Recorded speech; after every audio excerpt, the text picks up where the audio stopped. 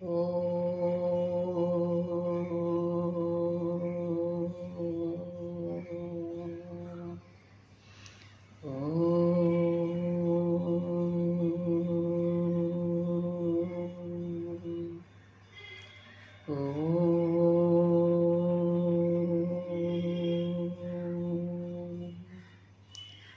നമോ ഭഗവതേ വാസുദേവായ. ഓം നമോ ഭഗവതേ വാസുദേവായ. ഓം നമോ ഭഗവതേ വാസുദേവായ. ഓം നമോ ഭഗവതേ വാസുദേവായ. ഓം നമോ ഭഗവതേ വാസുദേവായ. ഓം ശ്രീകൃഷ്ണ പരമാത്മനേ നമഃ. തവ പാദാരവിന്ദം ശരണാഗതം വാസുദേവം ജഗത്സർവം. ഓം ശ്രീകൃഷ്ണ പരമാത്മനേ നമഃ. തവ പാദപദ്മം ശരണാഗതം വാസുദേവം ജഗത്സർവം. ഓം ശ്രീകൃഷ്ണ പരമാത്മനേ നമഃ. തവ പാദപദ്മം ശരണാഗതം വാസുദേവം ജഗത്സർവം. ശുക്ലാം വരദരം വിഷ്ണും ശശിവർണം ചതുർഭുജം പ്രസന്നവദനം ധ്യായേ സർവവിഘ്നോപശാന്തേ. ഗുരവേ സർവലോകാനാം ഭിഷജേ ഭവരോഗിണാം നിധേ സർവവിദ്യാനാം ശ്രീദക്ഷിണാമൂർത്തയേ നമഃ. ജന്മാദ്യസ്യ യതോനയാദിതരതശ്ചാർത്തേഷഭിഘ്നസ്വരാൻ തേനേ ബ്രഹ്മഹൃദായാദികവേ മുഹ്യന്തി യൽസൂരയഃ. തേജോ വാരിമൃതാം യഥാ വിനിമയോ യത്ര സർഗോ വൃഷാ ധാമ്നാ സ്വേന സദാ നിരസ്തകുഹകം സത്യം പരം ധീമഹി. ധർമ്മപ്രോതിലോകൈതവോത്ര പരമോ നിർമ്മത്സരാണാം സദാ വേദ്യം വാസ്തവമത്ര വസ്തു ശിവദം താപത്രയോന്മൂലനം. ശ്രീമദ്ഭാഗവതേ മഹാമുനികൃതേ കിം വാ പരേരീശ്വര സദ്യോ ഹൃദ്യവരുദ്ധ്യതേത്ര ഹൃദയേ ശുശ്രൂഷവേ തൽക്ഷണാത്. നിഗമകൽപ്പതരോർഗളിതം ബലം ശുഖമുഖാദമൃതദ്രവ സംയുതം പിബത ഭാഗവതം രസമാലയം മുഹുരവോ രസികാ ഭുവി ഭാവുകാഃ. നാരായണം നമസ്കൃത്യ നരം ചൈവ നരോത്തമം ദേവീം സരസ്വതീം വ്യാസം തതോ ജയമുദീരയേ. യം മൃഗജന്തമനുഭേദമവേദകൃത്യം ദ്വൈവായനോ വിരഹകാതരാജുഹാവ പുത്രേതി തന്മയതയാ തരവോ വിനേദോ ത്വം സർവബോധഹൃദയം മുനിമാനതോസ്മി.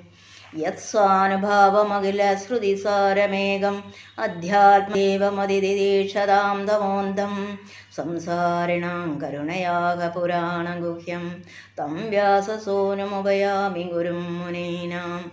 മൂകം കരോതി വാചാലം പങ്കും ലംഘയതേ ഗിരിം യത്കൃപാതമഹം വന്ദേ പരമാനന്ദമാധവം. യം ബ്രഹ്മാ വരുണേന്ദ്രരുദ്രമരുതഃ സുന്നന്തി ദിവ്യൈസ്തവേ വേദൈ സാംഗപദക്രമോപനിഷദേ ഗായന്തി യം സാമഗാഃ.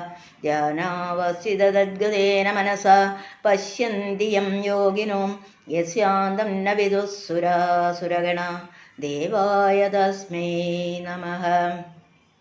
കോമളങ്കോജയൻ വേണും ശ്യാമളോയം കുമാരക വേദവേദ്യം പരബ്രഹ്മ വാസതാം പുരതോ മമ.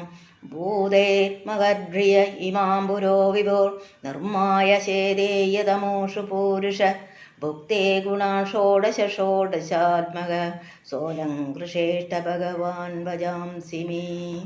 ഓം നമോ നാരായണായ. ഓം നമോ നാരായണായ. ഓം നമോ നാരായണായ. സർവം കൃഷ്ണാർപ്പണം. ഓം നമോ ഭഗവതേ വാസുദേവായ. ഏകാദശസ്കന്ധഃ അഥ പ്രഥമോധ്യായ. ശ്രീ ബാദരായണിരുവാച. കൃത്വാ ദൈത്യവദം കൃഷ്ണ സരാമോ യദുപേർവൃതാ ഭുവോപധാരയദ്ഭാരം ജവിഷ്ഠം ജനയൻ ഗലേം. യേ കോപിതാസു ബഹുഃ പാണ്ഡുസുതാ സപത്നൈ ദുർദ്യൂതഹേളനഗജഗ്രഹണാദിഭിസ്താൻ കൃത്വാ നിമിത്തമിതരേതരതത്സമേതാൻ ഹത്വാ നൃപാൻ നിരഹരക്ഷിതിഭാരമീശ. ഭൂഭാരരാജപ്രദനായ ദുഭർനിരസ്യ ഗുപ്തേ സ്വബാഹുഭിരചിന്തയത പ്രമേയ മന്യേവ നേർതനുഗതോപ്യഗതം ഹി ഭാരം യദ്യാദവങ്കുലമഹോ അവിഷഹ്യമാസേ നൈവാന്യത പരിഭവോസ്യ ഭവേത് കഥഞ്ചിത് മത്സംശ്രയസ്യ വിഭവോ നഹനസ്യ നിത്യം അന്തഃകലിം യദുകുലസ്യ വിധായ വേണു സമ്പസ്യ വന്യമശാന്തിമുപൈമിധാമ ഏവം വ്യവസിതോ രാജൻ സത്യസങ്കൽപ്പ ഈശ്വര ശാപവ്യാജേന വിപ്രാണാം സംജഘ്രേ സൂലം വിഭോ സ്വമൂർത്തിയ ലോകലാവണ്യ നിർമുക്ത്യ ലോചനം നൃണാം കീർഭിസ്ഥാ സ്മരതാം ചിത്തം പദേ സ്വാനേക്ഷതാം ക്രിയാ ആഛിത്യ കീർത്തിം സുശ്ലോകാം വിദത്യഹഞ്ജസാനുഗൗ തമോനയതര്യഷ്യന്തിത്യഗാസം പദമീശ്വരഃ രാജോവാച ബ്രഹ്മണ്യാനാം വദാന്യാനാം നിത്യം വൃദ്ധോപസേവിനാം ഇപ്രശാപകഥമോ ഭൂ വൃഷ്ണീനാം കൃഷ്ണചേതസാം യന്നിമിത്ത സ്വയം ശാപോ യാദൃശോദിച്ച സത്തമ കഥമേകാത്മനാം ഭേദ ഏതത്സർവം വദസ്വമേ ശ്രീശുകൗവാച ബിഭ്രദ്ബഭുകു സകല സുന്ദര സന്നിവേശം കർമാചരൻ ഭുവി സമംഗളമാപ്തകാമ ആസായധാമരമമാണ ഉദാരകീർത്തി സംഹർത്തുമൈച്ഛത കുലം സിതകൃത്യശേഷഃ കർമാണി പുണ്യനിവഹാനി സുമംഗളാനി ഗായജ്ജഗത്കലിമലാപഹരാണി കൃത്വാ കാലാത്മനാ നിവസത യദുദേവ ഗേഹേ പിണ്ഡാരകം സമഗമൻ മുനയോ നിസൃഷ്ട വിശ്വാമിത്രോസിത കണ്ണു ദുർവാസ ഭൃഗുരംഗിര കശ്യപോ വാമദേവോത്രേ വസിഷ്ഠോ നാരദാദയ ക്രീഡന്തസ്ഥാനുപജ്യ കുമാരായതു നന്ദന ഉപസംഗൃഹ്യ പപ്രച്ഛോർ അവനീത വിനീതവത് തേ വേഷയിത്വാ ശ്രീവേഷേ സാംബം ജാംബവതീ സുതം ഏഷാ പൃച്ഛതി വോ വിപ്ര അന്തർവത്യസിദേക്ഷണ പ്രഷ്ടും വിലജ്ജതി സാക്ഷാ പ്രബോധാമോഘദർശന പ്രഭശോഷ്യന്തി പുത്രകാമ കിം സിത് സഞ്ജനയിഷ്യതി ഏവം പ്രലബ്ധാ മുനയസ്ഥാനുപകുപിതാ നൃപ ജനയിഷ്യതി വോ മന്ദ മുസലം കുലനാശനം തശ്രുത്താദേതി സന്ദ്രസ്താ വിമുച്യ സഹസോദരം സാംബസ്യ ദർശോ തസ്മിൻ മുസലം കല്ലയസ്മയം കിം കൃതം മന്ദഭാഗൈർന കിം വദിഷ്യന്തി നോ ജന ഇതി വിഹ്വലിതാ ഏകാനാഥായ മുസലം യയോ തച്ഛോവനീയ സദസി പരിമ്ലാനാമുഖശ്രിയ രാജ്ഞാ വേദയാ ചക്രു സർവായാദവ സന്നിധോ ശ്രുത്വാമോഹം വിപ്രശാപം ദൃഷ്ട്വാ ച മുസലം നൃപ വിസ്മിതാഭയസന്ദ്രസ്ത ബഭൂർദ്ധാരകൗകസാം തച്ഛൃണയത്വാ മുസലം യദുരാജാ സാഹുക സമുദ്രസലിലേ വ്രാസ്യല്ലോഹം ജാസ്യാവശേഷിതം കശ്ചിന്മത്സോഗ്രസില്ലോഹം പൂർണാനി തരളൈ സദാ ഊഹ്യമാനാനി വേലായാം ലബ്ധാന്യാസൻ കിലൈരക മത്സോ ഗൃഹേതോ മത്സഘ്നേ ജാലേനാന്യൈ സഹാർണവി തസ്യോദരഗതം ലോഹം സ്വശല്യേ ലുബ്ധഗോ കരോത് ഭഗവാജ്ഞാത സർവാർത്ഥ ഈശ്വരോ വീതധന്യത കർത്തും നൈചർ വിപ്രശാപം കാലരൂപ്യന്നമോദത ഇതി ശ്രീമദ്ഭാഗവതേ മഹാപുരാണേ പാരമഹംസ്യം ദായാം ഏകാദശസ്കന്ധേ പ്രഥമോധ്യായഃ സർവത്ര ഗോവിന്ദനാമസങ്കീർത്തനം ഗോവിന്ദ ഗോവിന്ദ. സർവം കൃഷ്ണാർപ്പണം. ഓം നമോ ഭഗവതേ വാസുദേവായ. മുക്തിയാണ് ഏകാദശ സ്കന്ധത്തിലെ പ്രതിപാദ്യ വിഷയം എന്ന് മുമ്പേ പറഞ്ഞുവല്ലോ. അജ്ഞാനമാണ് ബന്ധത്തിന് കാരണം. അതിനാൽ മുക്തിക്ക് ഹേതു ജ്ഞാനം തന്നെ. അപ്പോൾ ഏകാദശ സ്കന്ധത്തിലെ പ്രതിപാദ്യം നിരുപാധികവും നികൃഷ്ടവുമായ ബ്രഹ്മജ്ഞാനമാണെന്ന് സിദ്ധമായി. സ്വയം ഈശ്വരസ്വരൂപനായ ഒരാൾക്കേ ജ്ഞാനം ഉപദേശിക്കാൻ അർഹതയുള്ളൂ. അങ്ങനെ തന്നെ തീവ്ര വിരക്തനും സംസാരതാപതപ്തനും സർവസംഘ പരിത്യാഗത്തിൽ ശ്രദ്ധാലുവായ ഒരാൾക്കേ ശ്രവിക്കാനും അത് കേൾക്കാനും അർഹതയുള്ളൂ. അല്ലാത്തവർ കേട്ടിട്ട് വിശേഷിച്ച് പ്രയോജനവുമില്ല. അർഹതയുള്ള ഗുരു ശിഷ്യന്മാർ കൂടിച്ചേർന്നുള്ള ശ്രവണം തികച്ചും ഫലവത്തവുമാണ്. അങ്ങനെയുള്ള ജ്ഞാനപ്രതിപാദനം മാത്രമേ ബലവത്താവുകയും ചെയ്യൂ. അതിനാൽ ഈ രൂപത്തിലാണ് ഏകാദശ സ്കന്ധത്തിലെ ജ്ഞാനപ്രതിപാദനം. സർവജ്ഞനും സർവശക്തനുമായ ഭഗവാൻ ശ്രീകൃഷ്ണ പരമാത്മാവ് തന്നെ ആചാര്യൻ. വേണ്ടത്ര പാകത വന്ന ഉദ്ധവർ ശിഷ്യനും. പ്രസ്തുത ഗുരു ശിഷ്യന്മാർ ഒത്തുചേർന്നുള്ള ജ്ഞാനപ്രതിപാദനത്തിൻ്റെ രംഗസജ്ജീകരണമാണ് ഈ സ്കന്ധത്തിൽ ആദ്യത്തെ അധ്യായം കൊണ്ട് വർണ്ണിക്കുന്നത്. അവതാര പ്രയോജനം അവസാനിച്ചു. ഭഗവാന്റെ സ്വർഗാരോഹണം ചെയ്യാൻ ഇച്ഛിക്കുന്ന ഭഗവാൻ തൻ്റെ വിഭൂതിയായ യാദവ വംശത്തെ കൂടി ഉപസംഹരിക്കാൻ തീർച്ചപ്പെടുത്തി. ഭഗവാന്റെ നിത്യസാന്നിധ്യം കൊണ്ടും സഹവാസം കൊണ്ടും ഇന്ന് യാദവന്മാരൊക്കെ നല്ലവരും ധർമ്മനിഷ്ഠന്മാരുമാണെങ്കിലും അവിടുത്തെ സാന്നിധ്യവും സഹവാസവും നഷ്ടപ്പെടുമ്പോൾ അവരും അഹങ്കരിച്ച് ലോകത്തിന് ഉപദ്രവകാരികളായി തീർന്നുകൂടായികയില്ല. അപ്പോൾ പിന്നെ അവരെ സംഹരിക്കാൻ വേണ്ടി ഭഗവാൻ മറ്റേതെങ്കിലും രൂപത്തിൽ അവതരിക്കേണ്ടി വരും. എന്നാൽ അത് ഇപ്പോൾ തന്നെ കഴിഞ്ഞോട്ടെ എന്ന് കരുതി അവരെയും സംഹരിക്കാൻ തീർച്ചപ്പെടുത്തിയ ഭഗവാന്റെ ഇച്ഛയ്ക്ക് അനുരൂപമായി യാദവന്മാർക്കൊട്ടാകെ ഒരു ബ്രഹ്മശാപം കുടുങ്ങി. ധാർമ്മികന്മാരും ഒരിക്കലും ദുരാചാരം ചെയ്യാത്തവരുമായ അവർക്ക് ഒരിക്കലും ബ്രഹ്മശാപമേൽക്കാൻ ഇടയില്ല. എങ്കിലും ഈശ്വരേച്ഛ ഫലിക്കാതെ വയ്യല്ലോ.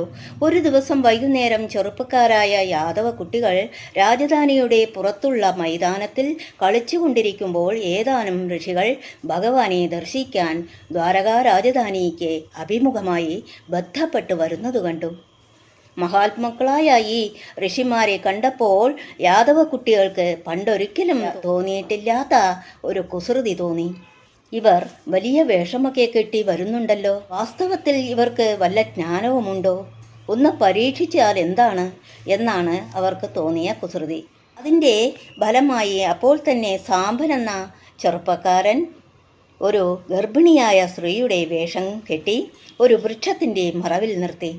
ഋഷികൾ അടുത്തെത്തിയപ്പോൾ കൃത്രിമമായി ഭക്തി വിനയങ്ങളെ അഭിനയിച്ചുകൊണ്ട് ആ കപട ഭക്തന്മാർ അവരോട് പറയുകയാണ്, മഹാത്മാക്കളായ ഞങ്ങളോട് ഒരു സംഗതി ചോദിച്ചറിയാൻ വേണ്ടി ഒരു സ്ത്രീ ഇവിടെ കാത്തു നിൽക്കുന്നുണ്ട്.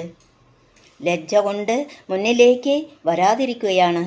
അതുകേട്ട് ഋഷികൾ ആവശ്യമുള്ളത് ചോദിച്ചോളാൻ അനുവാദം കൊടുത്തു. സ്ത്രീ ഗർഭിണിയാണ്. പ്രസവം ആസന്നമായിരിക്കുന്നു. എന്ത് കുട്ടിയാണ് പ്രസവിക്കുക? ഇതാണ് അറിയേണ്ടതെന്നവർ പറഞ്ഞു. അത് കേട്ട് ഋഷികൾ ആശ്ചര്യപ്പെട്ടു. അവരാലോചിച്ചു, ഇങ്ങനെ ഒരാൾ ചോദിക്കാറില്ല. ആസന്നമായ സ്ഥിതിക്ക് പ്രസവിച്ചാൽ പ്രത്യക്ഷത്തിൽ അറിയാവുന്ന സംഗതി മറ്റൊരാളോട് ചോദിക്കുന്നത് എന്തിന്? ബ്രഹ്മജ്ഞനും ദിവ്യദൃഷ്ടികളുമായ ആ തപസ്വികൾക്ക് കാര്യം മനസ്സിലായി. തങ്ങളെ പരീക്ഷിച്ചതാണെന്ന് അവർക്ക് ബോധ്യമായി. പെട്ടെന്ന് അവരിൽ ഒരാൾ പറഞ്ഞു, കുട്ടിയെയല്ല ഇരുമ്പ് ഉലക്കയായിരിക്കും പ്രസവിക്കുന്നത്. അതുകൊണ്ട് നിങ്ങളുടെ വംശം നശിക്കുകയും ചെയ്യും. അത് കേട്ടപ്പോൾ കുട്ടികൾക്ക് ഭയമായി. മഹർഷിമാരാകട്ടെ പിന്നെ ഒന്നും മിണ്ടാതെ വേഗത്തിൽ രാജധാനിയിലേക്ക് പോവുകയും ചെയ്തു. സാമ്പൻ്റെ വേഷമൊക്കെ അഴിച്ച് നോക്കിയപ്പോൾ ഇടത്തെ കാൽത്തുടയിൽ ഒരു ചെറിയ ഉരുക്ക് കഷ്ണം പറ്റിക്കിടക്കുന്നതായി കാണുകയും ചെയ്തു. അത് കാണുക കൂടി ചെയ്തപ്പോഴേക്ക് യാദവന്മാരുടെ കഥയൊന്നും പറയാനില്ല. അവർ ഭയം കൊണ്ട് ആലില പോലെ വിറയ്ക്കാൻ തുടങ്ങി. എന്തു ചെയ്യേണ്ടു എന്നറിയാതെ ആ ഉരുക്ക് കഷ്ണവും കൊണ്ട് രാജ്യസഭയിൽ ചെന്ന് ഉഗ്രസേന മഹാരാജാവിൻ്റെ മുമ്പിൽ വെച്ച് ഉണ്ടായ വർത്തമാനങ്ങളൊക്കെ നടന്ന പോലെ പറഞ്ഞു. സഭയിലെ സർവ്വ ആളുകളും ഭയപരിഭ്രമങ്ങളെ കൊണ്ട് ആകുലന്മാരായി. ഭഗവാന് മാത്രം യാതൊരു പരിഭ്രമവും ഉണ്ടായില്ല. വംശം നശിക്കാതിരിക്കത്തക്ക നിലയിൽ എന്തെങ്കിലും നിവൃത്തി ചെയ്യണമെന്ന് എല്ലാവരും ഭഗവാനോട് ആവലാതിയായി. ബ്രഹ്മശാപം ആർക്കാണ് തടുക്കാൻ ശേഷിയുള്ളത്? അതിനാൽ അനുഭവിച്ചു തന്നെ തീരണം. എങ്കിലും യഥാശക്തി സൽക്കർമ്മങ്ങൾ ചെയ്യുന്നത് നല്ലതാണ്. സൽക്കർമ്മങ്ങളെ കൊണ്ട് മാത്രമേ ആപത്തിൽ നിന്ന് രക്ഷപ്പെടാൻ പറ്റൂ. ഇതാണ് ഭഗവാന്റെ മറുപടി. നന്ദന ഗോവിന്ദ നന്ദഗപാല നാരായണ ഗോവിന്ദ നന്ദകിശോര. മഞ്ഞപ്പെട്ട് ഞൊറിഞ്ഞുടുത്ത് കാട്ടിലഞ്ഞി മാലയിട്ട് നല്ല മുളം കണ്ടു മുളും ഗാനമോടെ ഓടിവായ് വേണുഗാനമോടെ ഓടിവായ് വേണുഗാനമോടെ ഓടിവായ്. സുന്ദര നീലശ്യാമ മോഹന മായ മുരളീധര മാധവ ഓ ഉണ്ണിക്കണ്ണാ നിന്നെ കാണാൻ കാർമുകിലിൻ ചേലഴക് പീലിയുണ്ട് മാലയുണ്ട് പുഞ്ചിരിയോ മാലയുണ്ട് നല്ല ഓടിവായ് വേണുഗാനമോടെ ഓടിവായ് വേണുഗാനമോടെ ഓടിവായോ നീലാഞ്ജന സുന്ദര നീലശ്യാമ മോഹന മായ മുരളീധര മാധവ ഓ ഉണ്ണിക്കണ്ണാ നിന്നെ കാണാൻ കാർമുകിലിൻ ചേലഴക് പീലിയുണ്ട് മാലയുണ്ട് പുഞ്ചിരിയോ നൂറഴക് പുഞ്ചിരിയോ നാരായണ ഗോവിന്ദ നന്ദകിശോര മഞ്ഞപ്പട്ട് ഞൊറിഞ്ഞുടുത്ത് കാട്ടിലഞ്ഞി മാലയിട്ട് നല്ല മുളം കണ്ടു മുളും ഗാനമോടെ ഓടിവായ് വേണുഗാനമോടെ ഓടിവായ് വേണുഗാനമോടെ ഓടിവായോ നീലാഞ്ജന സുന്ദര നീലശ്യാമ മോഹന മായ മുരളീധര മാധവ ഓ ഉണ്ണിക്കണ്ണാ നിന്നെ കാണാൻ കാർമുകിലിൻ ചേലഴക്